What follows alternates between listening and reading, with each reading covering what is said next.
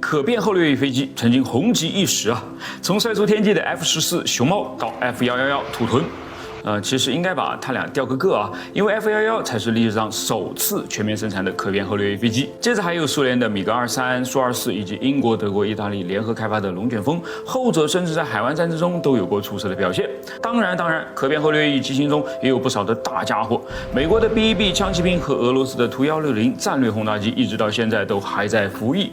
可是吧，到了上个世纪80年代，这种独特的机型却开始逐渐停止研发了。随着退役的退役，报废的报废，可变后掠翼飞机几乎就全面退出了历史的舞台。为什么？要理解这个问题啊，我们得从源头讲起，可变后掠翼技术的起源。理解可变后掠翼的重要性，可以追溯到1935年。当时，德国的科学家阿道夫·布斯曼研究跨音速和超音速气流对机翼的影响。他发现后掠翼可以延迟波阻及心波阻力的出现，从而减少飞行中的空气阻力。这一发现虽然在当时被视为仅仅是学术上的好奇，但后来却成为超音速飞行发展的基础。那时几乎所有飞机的机翼都是直翼，即与机身垂直，其主要目的是提供升力和稳定性。按照我们今天的标准啊，他们的飞行速度都很慢啊，超音速性能只是一个遥远的目标。但是在1930年中期，随着喷气式发动机的出现啊，这一目标变得更加接近现实了。尽管当时很少有人知道现有的直翼技术它并不适合跨音速和超音速飞行，但布斯曼发现，如果机翼向后掠，就能够延迟波阻的出现。这是一种随着机翼以音速飞行时急速增加的空气动力学阻力，将会导致音障的产生。这一点后来通过早期实验得到了证实。当时的飞机由于心波阻力在机翼机身和控制面上产生的剧烈震动而失控了。二战期间啊，德国进行了大量风洞测试，研究机翼在超音速速度下的表现，并将这些成果应用于实验性飞机，如 M1P101和 M1163彗星。战后，美国空军发起了 LOST 行动 ，LOST 即德国空军秘密技术的意思，开始捕获并评估德国的航空技术，其中包括布斯曼的研究。布斯曼的研究被认为是非常重要啊，它直接就影响了波音 B-47同温层堡垒的设计。1947年，阿道夫·布斯曼移居美国，开始在 NACA 即 NASA 的前身工作，与罗伯特 T 琼斯一起开发后掠翼、斜翼和三角翼。同时啊，美国空军在巴伐利亚发现了一架尚未完工的喷气动力 M1P101，这架飞机采用了可变后掠翼设计。美国空军详细研究之后呢，制造并飞行了自己的版本，成为1951年贝尔 X5的基础。X5是第一架能够在飞行当中改变机后掠角度的飞机，尽管设计有效，但气动布局上面的缺陷限制了其发展。正如 3D 打印机一样如果不能稳定工作，再好的性能也是花架子。破除 A1 好用易用，打印质量高，小白也能够畅快玩。618活动超优惠，赶紧点开链接看一看吧。可变后掠翼技术在20世纪60年代得到了广泛应用。美国的 F111战斗轰炸机是世界上第一架投入生产的可变后掠翼飞机。这架飞机试图满足美国空军和海军的需求，尽管过程曲折，但最终还是成为了经典机型。苏联也开始迅速发展起了自己的可变后掠翼飞机，如苏17、米格23、图22M 和苏24。美国在 F111之后推出了著名的 F14熊猫战斗机和 B-1B 枪骑兵轰炸机，苏联则在1981年制造了图160轰炸机，这是使用可变后掠翼技术的最后一款飞机。然而，70年代末和80年代初，航空技术取得了显著进步。新型飞机，比如通用动力公司的 F16，在空气动力学上基本上它就是不稳定的。如果没有计算机辅助飞行，它1秒钟都没法待在天上。但是这种天生的不稳定却给它带来了更加敏捷的机动性，同时在计算机飞控的加持之下，也削弱了可变后掠翼设计的优势。新材料、计算机辅助设计和飞行控制系统的发展，使得新型机翼设计能够实现可变后掠翼的大部分功能，而没有其缺点。可变后掠翼飞机因其设计复杂、维护成本高和空间利用率低的问题，逐渐就被淘汰掉了。更重要的是，隐形技术的需求排除了可变后掠翼设计隐形飞机如 F117和 B2幽灵轰炸机依赖其复杂的机身和翼型设计来减少雷达反射。而可变后掠翼由于机翼轮廓的不断变化，是无法达到真正的隐形效果的。尽管 B1 枪骑兵在考虑其体型的情况下做得相当不错了雷达截面积仅为10平方米，但与其继任者 B2 的0.1平方米相比起来，相形见绌后者的雷达截面仅仅与大黄蜂是差不多的。最后咱们的答案便呼之欲出了。为什么不再制造可变后掠翼的飞机了呢？因为我们找到了更好的方法来完成相同的任务，而不需要复杂的机械结构，同时牺牲掉隐身性能。虽然客机从未使用可变后掠翼设计，但是美国在超音速客机竞争的最初阶段，为了与协和式客机竞争，波音1960年的 SST 原型机确实采用了可变后掠翼设计啊。然而，钛合金机制过于庞大和沉重，达到了2100公斤，这降低了航程和客舱的空间，使其作为商用飞机不再具有任何的经济性。波音因此就改回了三角翼设计，就像协和式飞机一样。但这几乎就是波音陷入了财政危机，最终被取消掉了，留下了亚音速的波音747来重建公司的命运。虽然可变后掠翼在80年代停止制造，但今天仍然有许多在役的飞机，其中最为著名的就是 B-1B 枪骑兵和图160了。另外今天的故事还有可能会发生反转哦。2022年，图160的现代化升级版本图160M 成功起飞并重启生产，计划在2022年交付2架，并有10架还在订货当中。只能说可变后掠翼还有看头哦。难怪这台发动机早早就夭折了。咱不谈真机上它的噪音有多大因为那确实没有听过但就从这台缩小了40倍的模型上，你就能听出它咆哮一般的噪音了。放大40倍，再加上比这要快得多的转速，这噪音谁能受得了啊？所以哪怕它的效率再高，哪怕它再省油，但是装着它的飞机没人愿意坐，航空公司又怎么会去当冤大头呢？取消那是自然的了。不过我确实是蛮喜欢这款发动机的，造型独特不说，还有一种别样的粗犷，由内而外的迸发出来。所以在看到这款装着它的飞机模型之后，就毫不犹豫的买了下来。这2个螺旋桨是真的可以转的有点小惊喜。但是摆弄几次之后就觉得不够过瘾了，还是太小，转的还是不够丝滑。那要不我干脆自己设计，然后 3D 打印一个大一点的出来玩玩？这个才诞生了它嘛。当然这个版本还不是最终版里面还有一些细节是我需要再进一步去调整的，比方说零件之间的匹配度，尤其是2个螺旋桨同装在它们里面的轴承，还有套入轴承中间的那些连接杆的尺寸的匹配问题还是需要再去微调的。目前我已经做了几个版本了，但都不是太满意，要么是过紧，要么是过松，离完美还是差那么一点点哎呀，这个过程真的是痛并快乐着。作为一个创客，还是很享受的。下面我就来简单的给你介绍一下它的打印过程，希望有些经验能够帮助到你。首先，第一个你需要特别注意的就是一定要准备好一台精度足够高的 3D 打印机。不要听到这点就被劝退了。我告诉你精度高的机器并不意味着一定贵哦。比方说拓足，你看我的这台拓足 X1C 就是当年差不多最早那批在京东上买回来的，订单截图还在这儿呢。2022年10月12号，已经快用了2年了，中间没有出现过任何的毛病。我记得好像中间只换过一次喷头嘛。当然喷头本身就算是消耗品使用一段时间之后更换也是很正常的。对了，X1C 呢是拓足的旗舰机型，所以价格不算便宜。那你完全可以买更有性价比的 P1 系列，或者是入门的 A1 系列嘛。你看我这不又从京东上买了一台拓足的 A1 回来吗？即便是入门的拓足 A1， 在打印精度上面的表现依然相当出色比方说我的这台桨扇发动机的螺旋桨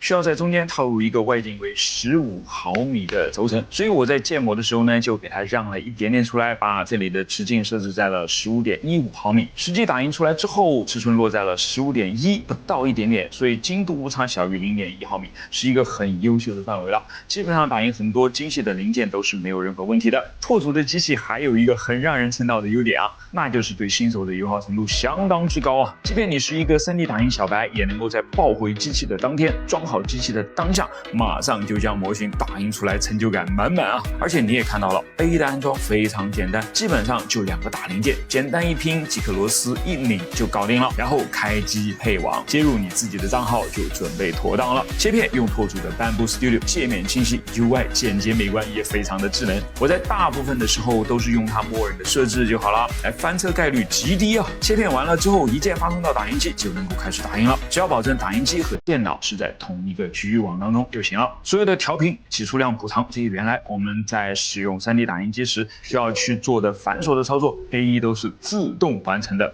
而且还完成的非常好。以前我最关注也是最担心的就是第1层的打印质量了。现在用拓足打印出来的第1层堪称完美，基础好，上层建筑才能好嘛。拓足很少翻车，第1层的高质量打印功不可没当然有的时候咱们还是得根据自己的模型来调整一下切片的参数的。比方说，我这次在打印螺旋桨时就调整了支撑的默认设置，这里有个阈值角度的设置，默认是20度。如果维持这个设置的话，螺旋桨叶片层面的大部分就会是悬空的啊，这在其他零件上可能没有任何问题，但是对于这个螺旋桨叶片来说，它中间太薄太细了，如果没有支撑的话是很容易断掉的，所以我就需要让它全程都加上支撑，于是我就得把阈值角度调高，比方说70度或者是60度，哎，你看这样就好了。这里再多说一句啊，这个弯刀状扭曲的螺旋桨叶片是真的不好打啊，尤其是尖端部分，非常考验 3D 打印机的稳定性和精确度。即便是拓足，我也是试了好几回才成功的。其他打印机我还真是没有啥信心去试一下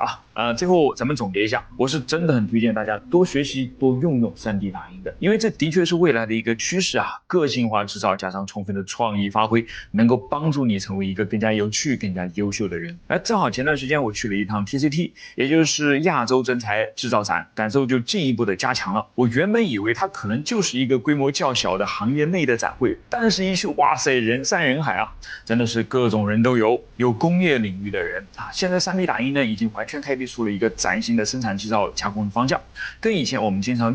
听到的车铣爆模完全不一样。它能够制造出很多在之前很难、很复杂、很贵，甚至是完全制造不出来的产品啊，所以一片欣欣向荣啊。展会上呢，还有服务领域的，跟早期的 3D 打印机只能用来帮助产品的开发不同，现在的 3D 打印已经进入到了能够实际量产产品的阶段了，甚至有一些产品它的开发思路完全就是基于 3D 打印搭建起来的，所以这里面就蕴藏了大量的新的就业机会。然后这里还有更多的是民用领域的人。如果说前几年 3D 打印还是少数极客的玩具的话，那么现在它几乎成为了一件跟普通的喷墨打印机一样，被更多的普通人接受，被更多的普通人喜欢，被更多的人愿意放在家中的一台家电，因为它越来越易用，越来越有用了呀但是我还是想说一句你一定要意识到自己可千万别被 3D 打印机给折腾进去变成了器材的奴隶，结果被它给玩了。所以我才推荐拓足嘛，推荐一个能够让你把重心放在创造、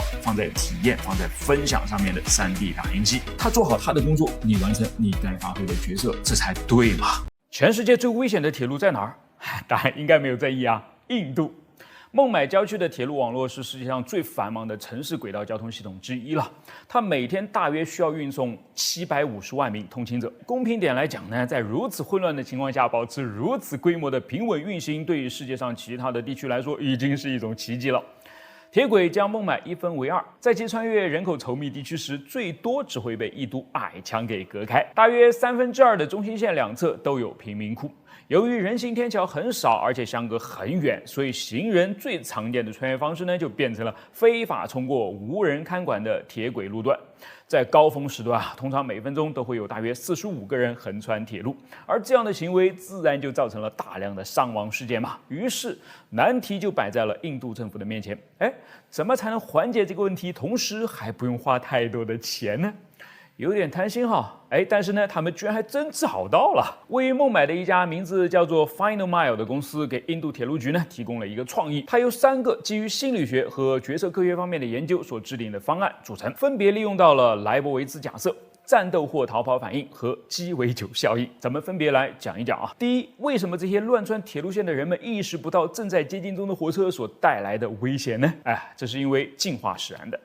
莱博维兹假设进化使我们倾向于将一个向我们快速接近的较小物体视为比相同速度移动的较大物体更为危险。这是因为在我们的进化阶段呢，较小且移动速度更快的物体，比如狮子、老虎等等曾经杀死了大多数的早期人类，而不是较大的物体，比如大象和长颈鹿。因此，随着时间的推移呢，我们的大脑对较小且移动速度更快的物体就变得更加的敏感和警觉了。这种适应呢，至今仍然存在。因此，人们无法正确感知火车这样的大型物体的速度，没有将其视为威胁，然后就完全无视规则的横穿铁路了。为了解决这个问题呢 ，Final Mile 建议在间隔相同的枕木上漆上一组鲜艳的荧光黄，使其成为火车速度的标记物，让穿越铁轨的人们一目了然的就能通过观察漆黄色块在火车身下消失的速度来判断出火车的速度从而做出躲避动作。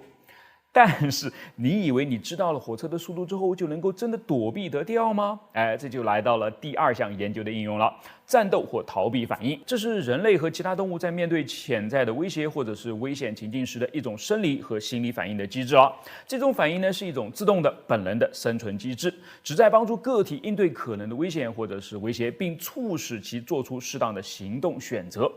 不同的个体可能会由于情境的不同和自然倾向的不同，在逃跑、对抗和僵硬之间做出选择。但往往当古老的生理反应在面临现代的威胁时，几乎都会做出错误的决策。只是由于人们看不到这个错误决策可能会带来的后果，才选择忽视它嘛。那好，那我让你看见它不就好了吗？于是 Final Mile 聘来了一位专业的演员，拍摄和制作一个由3部分组成的画面。画面上，一名男子在被撞倒之前，惊恐万分的面部特写，显然会立即引起人们的注意和谨慎嘛。他们再把这样的海报设置在一些事故发生最频繁的地点，从而让穿越轨道的人们在一开始就宁愿选择慎之又慎啊。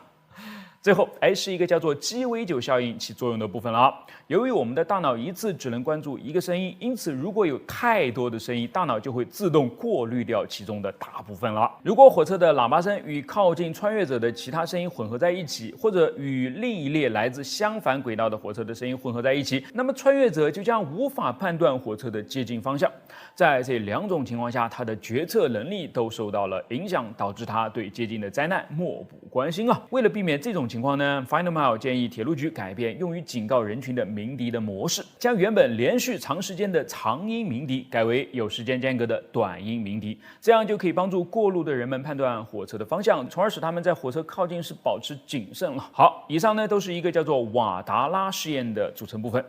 那请问，仅仅只是通过一些小小的心理技巧会有积极的作用吗？当然是有的啦！印度铁路局通过该试验，成功的将与穿越铁轨有关的死亡率减少了大约75%，并且实现这个目标只花费了数千卢比，而不是数亿卢比啊！可以说，鱼和熊掌，它都得到了。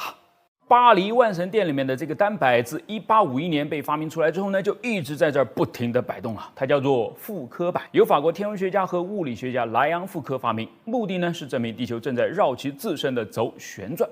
那么2个问题啊，此摆是怎么证明地球自转的？它又是怎么做到克服阻力永久摆动的呢？先来看第一个啊，莱昂·福克的这个发明呢，其实简单而又巧妙啊。他用一根长线将一个沉重的球形物体悬挂起来，使其在一个固定的平面内摆动。然后他观察到，随着时间的推移呢，摆动的平面似乎在缓慢的旋转。经过了大约32个小时，它就会在巴黎的纬度下完成1圈旋转。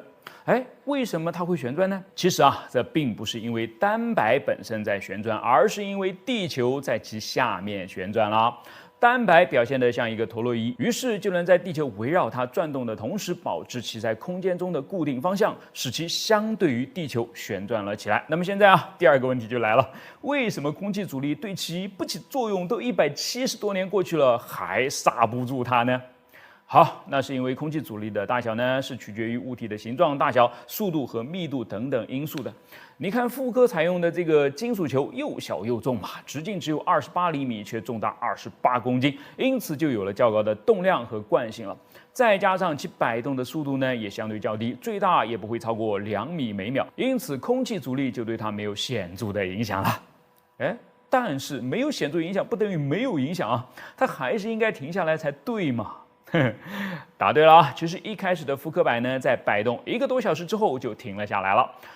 证明地球自转是没有问题了，但咱还是要做出来让人参观啊，所以它不能停啊。于是复刻在它的摆上添加了一个巧妙的机制啊，在摆的底部埋上一个电磁线圈，每当铅球通过摆动中心时，它就会给铅球一个小小的推力。通过这种方式，复刻让它的球抵消了由于空气阻力所导致的能量损失，从而使单摆能够无限期的摆动下去了。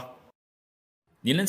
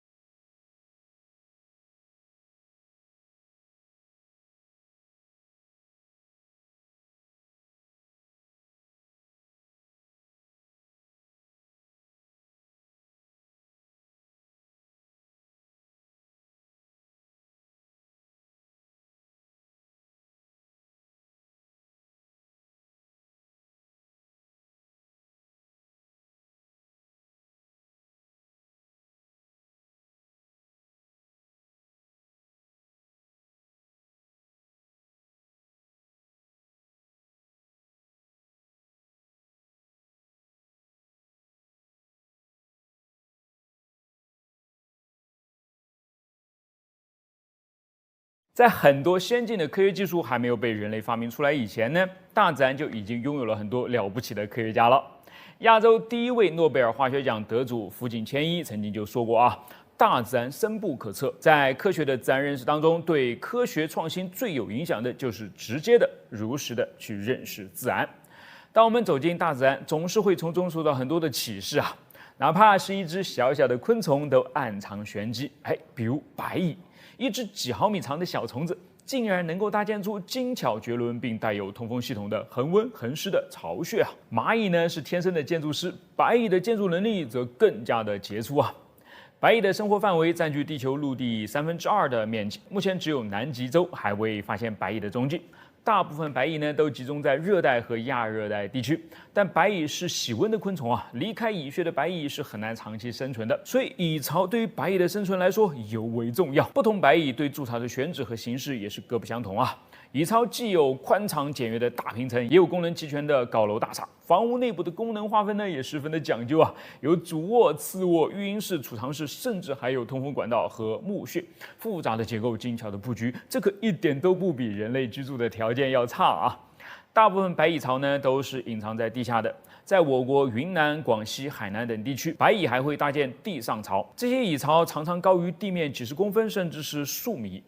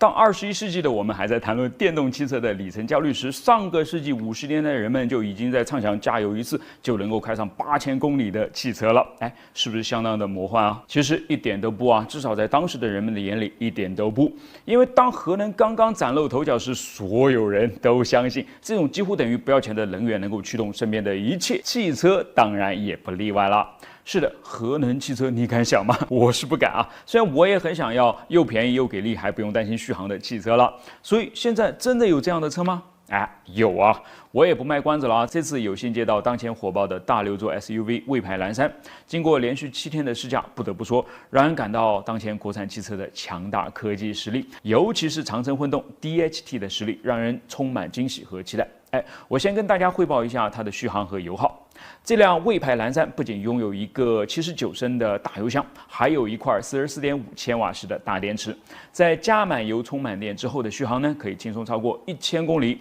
我们这次从南京出发往返嘉兴参加活动，都是重度使用蓝山的，只是在出发前加了1次油而已，完全没有里程焦虑的同时，它在能耗方面也给我们留下了深刻的印象。实际驾驶时的馈电工况下，100公里的油耗落在了7到8升之间。我个人觉得啊，在同级6座中大型混动 SUV 里面，很难有人能出其右了吧。接着呢，重点来了。动力一脚油门下去，真的是要多少有多少，一点都不含糊啊！把油车的扎实和电车的灵活结合得恰到好处。它所使用的混联 DHT 技术呢，我必须要好好的夸一夸。哎，跟增程式混动只能将发动机、发电机、电动机和电池串联起来一种方式不同，混联 DHT 不仅能够串联，还能够并联。它有什么好处呢？哎，它能够将发动机和电动机各自的优势发挥到极致嘛。也许有些朋友还不太清楚啥是串联，啥是并联，那我们就先简单的解释一下喽。哎，串联指的是发动机转起来之后，直接带动发电机发电，然后再将这些发出来的电送到电动机来驱动车轮。当然，如果还有多余出来的电呢，就会储存在电池当中，在稍后为电动机提供电能。你自然也是能够提前给电池充满电，先直接用电，再来用油发电。但总之啊，这几样大件是依次串联起来的，也就是说，车轮永远都是用电动机来带动的，不管此刻是在烧油还是烧电，发动机都无法跳过电动机来提供动力。另外，串联技术相对比较简单，所以成本较低，车价也就能够做得较低了。哎，这么说你就明白了啊！现在市面上那些增程式汽车为什么这么多，反而又卖得不错？说白了，核心技术等于0，就靠着装修豪华来吸引人，但是技术上呢，却是没有一点突破的。那么我现在就可以归纳这么一个等式了啊，增程串联系统大约等于1/3的混联 DHT 技术，这样大家差不多就能够理解了。哎，那什么是并联呢？并联的好处又是什么呢？简单说，串联有的它都有，串联没有的它还有。并联模式就是在串联的基础上，在发动机和车轮之间加了一个可以开合的传动机构，于是，在某些情况下，我们就可以让发动机跳过电动机，直接来为车轮提供动力了。那请问此刻电动机在干什么呢？哎，所谓并联指的就是发动机和电动机并在一起输出动力嘛。你想想看，这种动力是不是比一个单打独斗起来要强得多了呢？尤其是在高速情况下，工作在高速区间的发动机呢，正好可以提供高转速，将这个高转速直接提供到车轮的高转速上，损耗可是比先发电再让电动机转得快小得多了。这就是为什么我说混联 DHT 技术能够将系统的优势都发挥出来的原因了。哎，到这儿你可能会说啊，用混联 DHT 技术的车也不止蓝山一辆嘛。那既然这样，大家都很厉害，你凭什么只夸蓝山呢？哎，问得很有道理啊，那我也要答得有道理了。因为蓝山的混联 DHT 呢是2个档位的，哎，不是单档位，也不是3档位。为什么？先来看单档 DHT。它的优点是结构简单、成本低，但缺点是需要电机在更多转速区间来输出，既增加了电机的尺寸，也增加了电机的负担。在高速行驶之下呢，电机的耗电就会比较快，而为了平衡与妥协，就得牺牲掉一部分发动机的舒适区间，整体能耗和动力上都打了折啊。接着再来看3档 DHT， 它的优点正好是别人的缺点，能够让电机覆盖的功率变得更小，把电机的尺寸、重量降低，同时能够利用不同档位来拓宽发动机的最高效率区间范围，从而使电机和发动机能够更好的互补。高速工况下会比单档位的混动车有更好的加速能力。但是复杂度上去之后呢，带来的就是稳定性降低、故障率增加以及价格攀升了。而2档则吸收了两者的优点，减少了两者的缺点，是既科学又合理，怎么能不夸呢？当然啊，这样的技术优势呢，需要汽车企业长时间的研发和巨量资金的持续投入，还需要匹配非常靠谱的变速箱，才能够达到这样的高效率和高性能嘛。我查了一下资料，目前为止，这种智能混联 DHT 动力系统也只有长城做的靠谱。启动和低速时用串联，中高速时用并联，你自己开得爽，你的钱包也感觉到很爽啊。这次呢，我们是把蓝山开了1000多公里，3种混动模式都试了个透。体验是，不管你想要什么感觉，它都能够给你啊。充满电上路，先用强制纯电模式，纯粹电车的驾驶感受将这辆大车包裹得无比轻盈。智能混动是我们在往返途中用的最多的模式了，油和电之间的切换非常丝滑，唯一感觉到的就是持续且澎湃的动力。不管是误入崎岖的乡间小道，还是在暴雨倾盆的夜间高速，它都给了我们最需要的可靠。最后是纯电优先，它可是我们这次的跟车利器啊。虽然跟着火箭车队开得不快，但是一路上总有一些不太守规矩的汽车想要往我们的车队中间插。这个时候我只需要深踩一下油门，原本并未介入的发动机会马上过来帮忙，同电动机合体带来动力的瞬间爆发，我们马上就跟上去了，完全不给他们机会啊！如果这是在平时，就真的有点欺负人了。但咱这是有任务在身嘛，得不拘小节了。从实际体验来看，加速没有丝毫的犹豫，比纯电车呢有更好的续航，比油车更省钱，动力等于电动大 V8。作为科技博主，我打心眼里真的是十分喜欢这辆蓝山的。好了，体验充分，我可以拍着胸脯的跟你保证，如果你需要的是一辆动力强劲、乘坐舒适、省油好开的6座家庭用 SUV 的话，选蓝山一定不会错。因为这就像找对象，颜值固然要有，但是踏踏实实的品质和实力一定是放在第一位的。对了，蓝山买到手，到时候老婆孩子把你夸死了，别偷着乐啊，要来感谢我哦。